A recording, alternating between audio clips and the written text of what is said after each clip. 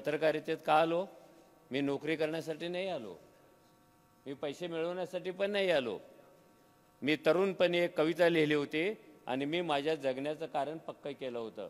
मी का जगणार आहे आणि मी लिहिल्या होत्या ओळी त्या, मी जन्मलो नाही नुसताच जगण्यासाठी, जग बदलण्यासाठी आलो. मी का आलो इथे? आणि आपली ही जन्मदत्त भूमिका आहे पत्रकारांची, तो बदलतो आणि समाजाचा सगळ्यात मोठा विश्वास पत्रकारांच्या वरचा आहे. कारण तो जो लिहितो तो न विचार करता तो वाचतो, कारण त्याची धारणा आहे हे खरंच आहे.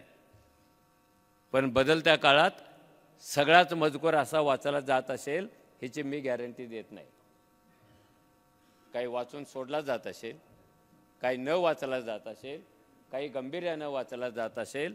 हे सगळं जरी खरं असलं तर संदीप, तुझ्या फौजेवर समाजाचा इतका विश्वास आहे की एवढा विश्वास समाजातल्या अन्य कोणत्याही संस्थेवर तो नाही आहे. मला इथे